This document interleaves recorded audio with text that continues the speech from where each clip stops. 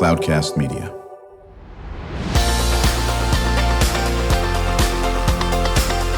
Drew Schlosberg Spotlight on the Community Show, amplifying the voices of social impact organizations, entrepreneurs, local nonprofits, and other community champions who shape the culture, creativity, and connectivity of San Diego. Brought to you by Mission Fed Credit Union, bringing good things to San Diego for over 60 years.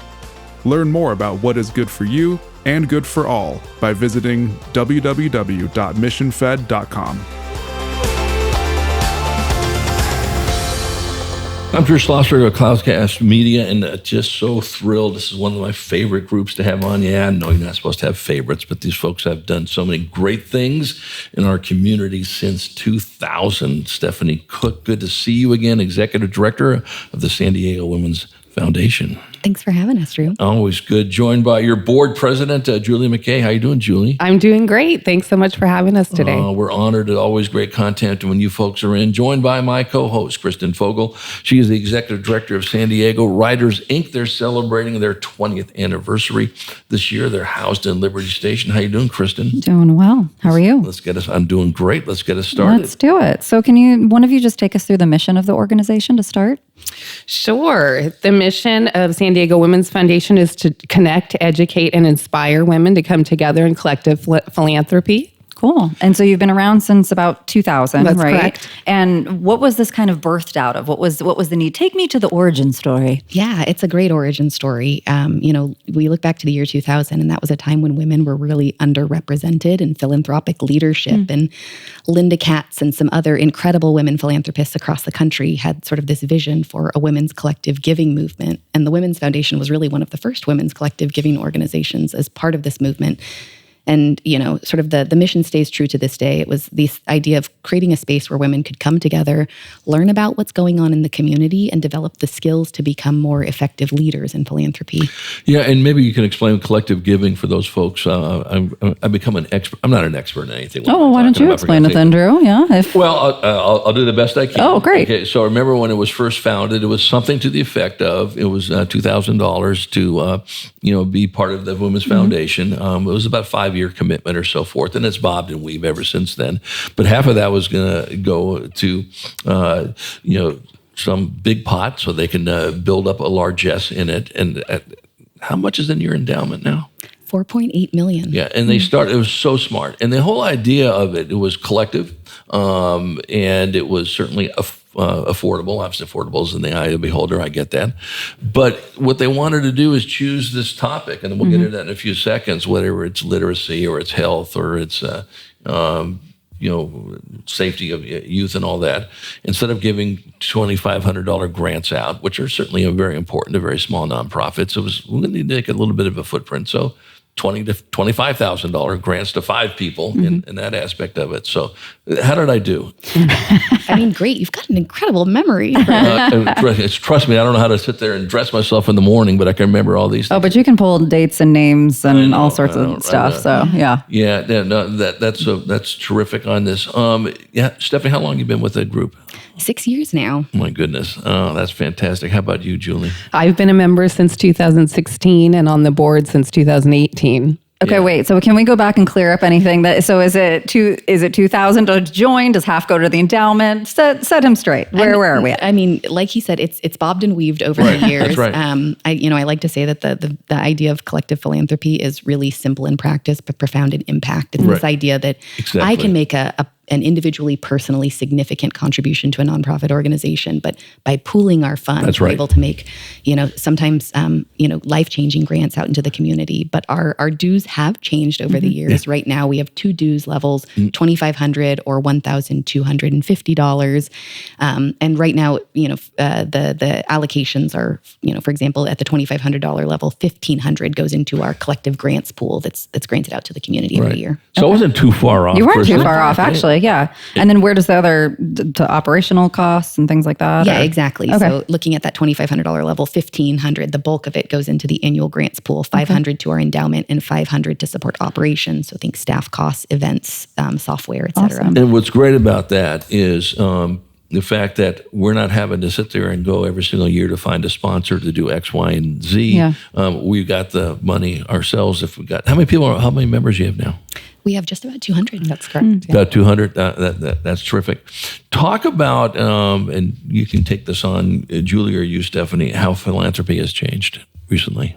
Well, some of the changes we've made specifically in our organization, in hearing from the nonprofit organizations we support, they really value unrestricted funding. There's a lot of times where they receive grants, but they can only use them for specific, things. And there's other areas where they need funding, but they just don't have it. And so we heard loud and clear from those organizations that they really would appreciate unrestricted funding. So that's a change that we've made in the last few years.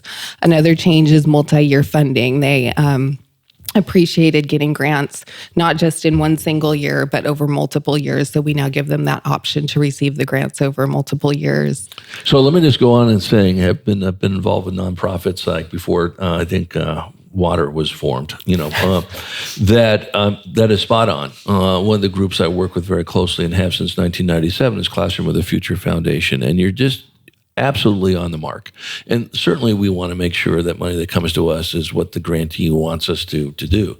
But you know what? You got to run an organization. Mm-hmm. It always amazes me. People don't understand the world of nonprofits. I go, what's a nonprofit? You don't need to get paid. Oh, really? You don't want to get paid in your job? You want the thing to run? Yeah. Exactly. So I think it is, and I'm so glad to see that folks are starting to understand you need to sit there and give money for operations. And if you trust the organization and it's run well, it's just going to run better in that area. I think that's terrific. Yeah, unrestricted funds is really important too, because things change. So, it's nice to have that flexibility within an organization. Can you talk a little bit about how you choose your focus for the year or the multi-years, however that process happens? Yeah, so we are a member-driven organization and we have committees. So we have a committee every year that researches different topics that might be of interest. And so we bring it to our membership and we vote every year on what our topic is going to be the following year.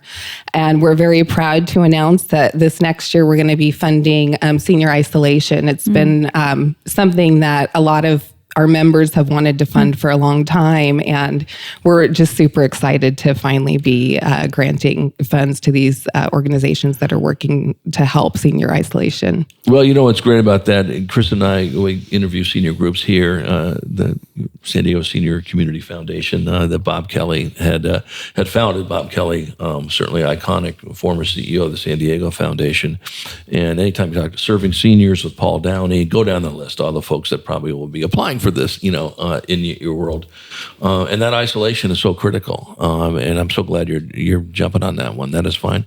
Do the ideas come up? I'll start with you on this, Stephanie, and you can add to it, Julie, as we chat with Stephanie Cook and Julie McKay. Is it McKay? Mm-hmm. Okay. Sometimes I've seen that pronounced Mackay, believe it or not, from my friends from Canada. They're members of the San Diego Women's Foundation. I'm Drew Schlosberg, joined by my co-host, Kristen Fogel, another edition of Drew Schlosberg Spotlight on the Community. Who comes up with the ideas? Is it the membership that gets together at a certain time of the year and say, we want to take on X? You guys are going to be doing senior isolation. When was that decision made? So the decision was just recently made. Right. As Julie mentioned, we have a committee. It's called our Discovery, Inquiry, and Guidelines Committee. Okay. So they do research. They look at what's happening in the community. What are the emerging needs? What are the underfunded needs? They speak to nonprofits, engaged in important work to sort of figure out where would our funding make the most impact. They speak to nonprofits and other experts and sort of create these research paragraphs that then go out to our full membership. And after a democratic vote, we decide what our focus area will be about April of every year. And we kind of keep it very tight-lipped, very secret, so that we can announce it in a big splashy way every year at our annual grant celebration in June. Right. So you announced it, and now do people start applying? How does that work? Go ahead. No, go ahead. They will start applying, but I'm forgetting the timeline, Stephanie. So we just announced that it's going to be our focus area. The next step actually is that we do an appreciative inquiry survey where we reach out to the nonprofit community and ask for anybody engaged in work to combat senior isolation. Right. Let us know, sort of what are you doing? Who's most impacted, demographically or geographically? Where are your funding gaps? really how can our grants best serve this community. And we use that nonprofit feedback to build out our grant guidelines. Then around fall, we host a grant seekers forum, and that's where we formally launch our grant guidelines for the cycle and invite any nonprofit that think they might be in alignment with it to come learn more, ask questions, and figure out whether or not we are the right fit before they invest that really important nonprofit time in applying for funding. Right. And then our grant cycle really runs from December, January, right up until May when we're making our final funding decisions. Right. So they submit December and January, and then you review January through May. How's that work? Yeah, we have a 3-stage grants process. Okay. So the first step is meant to be very brief, very introductory, so that nonprofits, again, aren't investing too much time. We know their time is incredibly valuable. It's a letter of inquiry. Right. And then the folks who are selected by our members who are trained to evaluate letters of inquiry and trained to understand what our grant guidelines are so that they can figure out which organizations are a best fit. They narrow down the pool of applicants. So say we have 70 organizations apply, in December with a letter of inquiry, we narrow that down, and then we invite a select number of that group back for full proposals, which is a more involved process. And then we take it to site visits that normally happen around April of each year, ultimately coming down to a small pool of potential applicants that go onto a final ballot, and every member of the Women's Foundation has one vote to determine our final grantees. So is your pool usually about the same each year? $200,000 plus, or how does that work? It is roughly around the same amount each year. Now, we have made some changes. We've decided in the last few years that we really want to go deep with some of these organizations versus wide. So this last year, we did fund significantly less in the amount of organizations, but with larger grants to those organizations. Right. Is that done after you're doing your questioning of what the topic is, and now you talk to the folks and say, hey, you know what, I think we can make more of an impact with, $60,000 to 4 organizations than it can be to 30,000 to 8 or something like that? Is that how that works? Well, we had a lot of discussion this last year internally, amongst our membership and with our board on what would be best for the organizations. And part of this was with the multi-year funding. Right. There was more of a need if you're going to take a grant over 2 years. Obviously, a $50,000 or $70,000 grant goes further than a $30,000 grant over 2 years. So, that's kind of how we came to that decision this year. And it's a little bit easier to continue the relationships in the community. We're real involved with our community partners even after they receive the grant. So it's a little bit easier for us to stay involved with 3 or 4 organizations versus, say, 6 or 7. So that was part of the rationale behind it. Yeah, we come back from break. I want to chat about that. How well do you stay in touch with these organizations? How many organizations have you granted money to? Do you do follow-up and to see that, okay, we granted this group X amount of money 3 years ago. Are they really doing what they said they're going to do with it? Obviously, you do that, then you're adding 105,000 people to your staff to try to do that. I get that aspect of it. And what are some of the things, Stephanie, you've been on the show before. What can our listeners do to help support your efforts in that area? When we return with Stephanie Cook, Executive Director of the San Diego Women's Foundation, joined by her board president, Julie McKay. I'm Drew Schlosberg. You're listening to another edition of Drew Schlosberg's Spotlight on the Community Show. We are the nation's longest running community podcast. We're in our 18th year, brought to you by Mission Fed Credit Union for 6 decades. They've been doing great things in San Diego County. Joined by my co-host, Kristen Fogel, Executive Director of San Diego Writers, Inc. We will be right back. When you do your banking with Mission Fed, you get great rates on auto and home loans. That's good for you, but something good also happens for a lot of other people. We're not for profit, so we put money back into the community to help lots of great nonprofits to keep San Diego strong. So you're not just getting something good, you're doing something good. Come to Mission Fed. It's banking that's good for all. Brand amplification is the DNA of Cloudcast Media, and our code is the powerful blending of sound, voice, and storytelling to lift local brands and their communities. Whether it is our Brandcast, Schoolcast, or Causecast platforms, the unifying ethos is all about this community, the one you call home. If you dare to dream and want to explore the brand amplification of Cloudcast, a national leader in local podcasting and other Winfluence strategies, please visit us at cloudcast.us.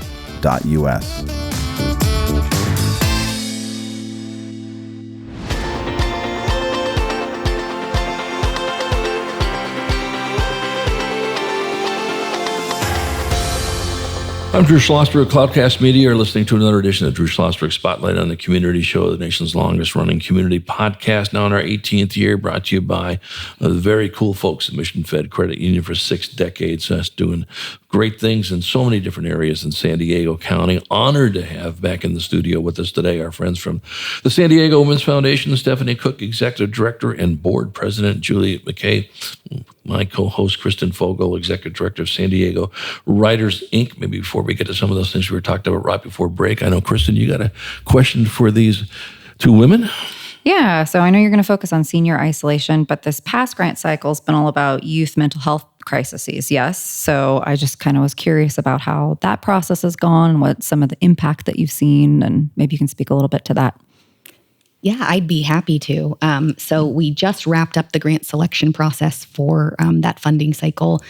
And over the course of sort of getting to know the nonprofits that were applicants and our research that helped us determine that youth mental health would be our funding focus area, we learned some really staggering statistics. 1 in 5 young women in the United States experience a major episode of clinical depression before age 25. 1 in 5 youth aged 3 to 17 in the United States experience some sort of emotional, mental, behavioral, or developmental disorder, and less than half of them are receiving adequate care or treatment. So with those statistics in mind, our members decided to focus on youth mental health for our most recent funding cycle, which we just wrapped up.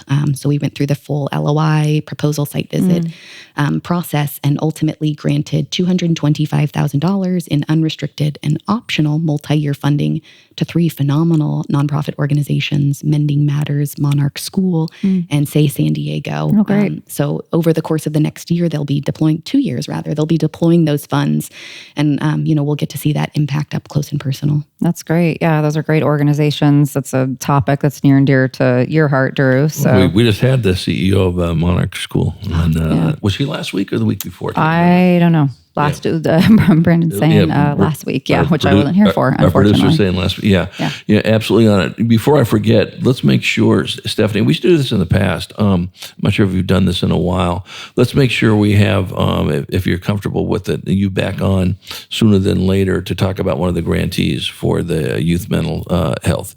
Love to. We always love to say, okay, here's what they do. Here's how someone has benefited from it. And I'll let you choose when the best time to have them come on. That would be great. Oh, we'd love that. Yeah, absolutely. So I was talking about this right before the break. You've been doing this stuff since 2000. That's a lot of organizations you've worked with. Do you have a number in hand of how many you've done? Over 100. Yeah, that is great. And how many of those do the topics repeat? Obviously, we know that there's certain topics that are so critical. I remember, and she's going to kill me for not remembering her name. You know her very well. She probably works in the same building you do. The former CEO or the board. Was she the board chair? I can't remember. She's over at the San Diego Foundation now, in charge of grants and all that business. You know her in a heartbeat. You used to be with the Women's Foundation. Oh, Katie Sawyer. Thank you.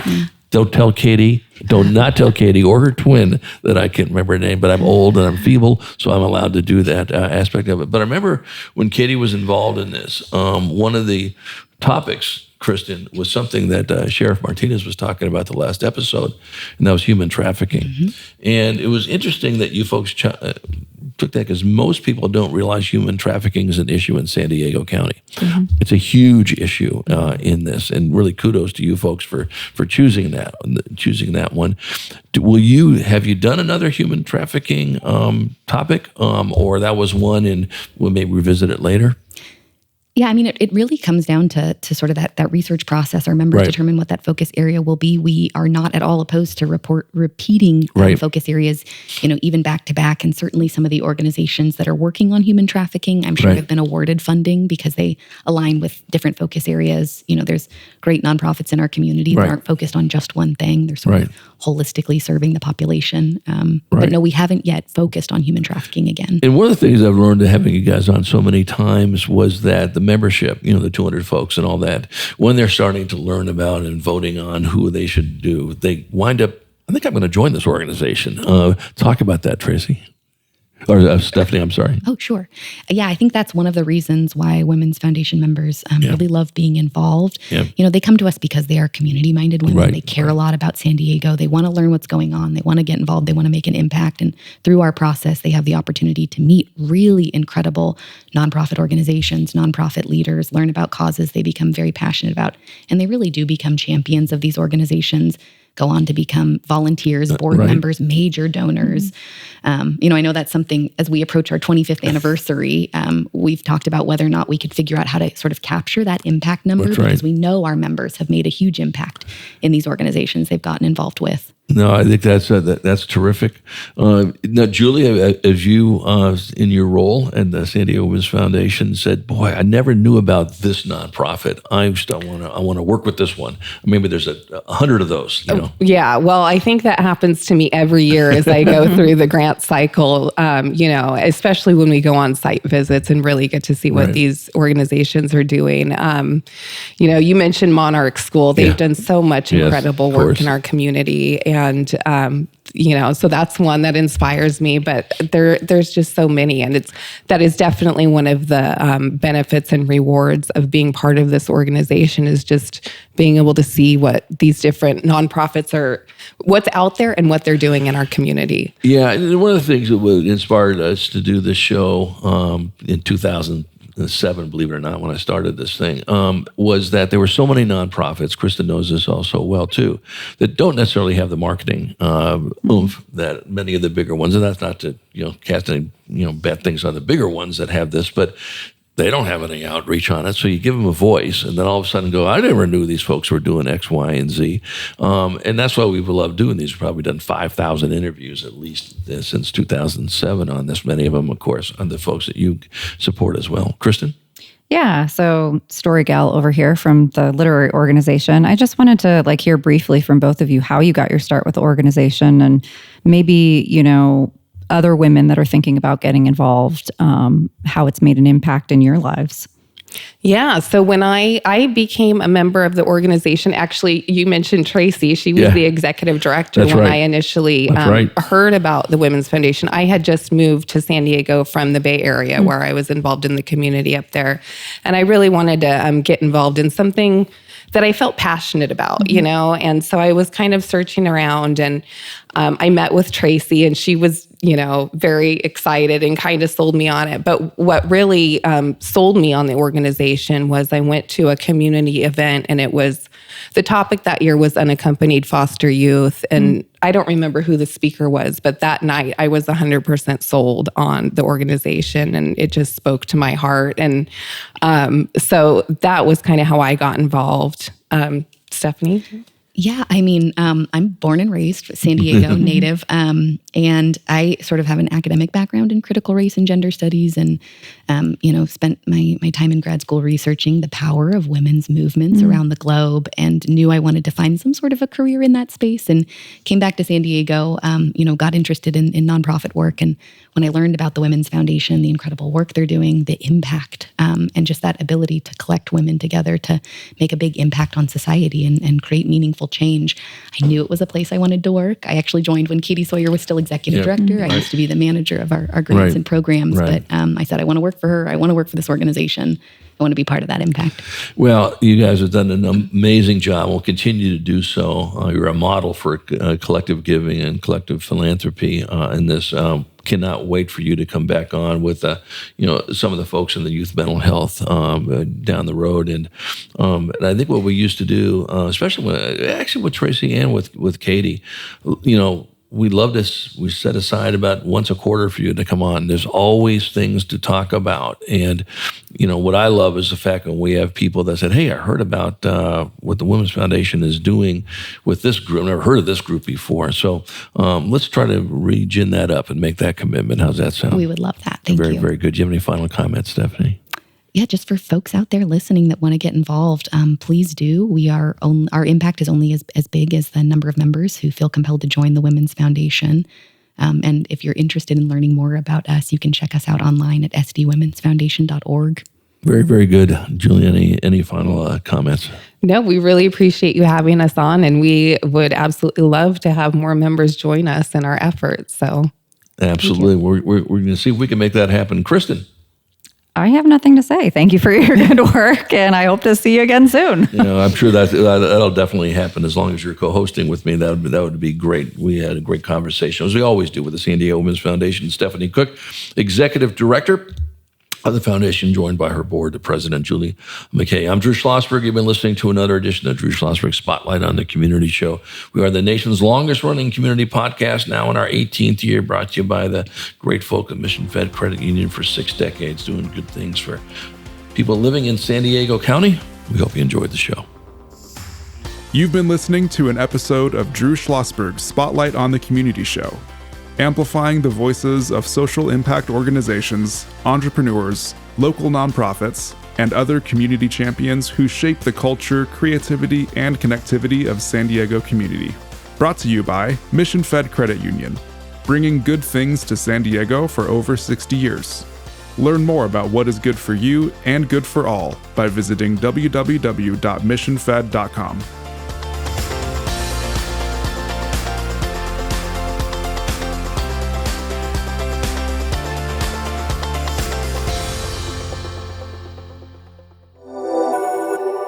Cloudcast Media.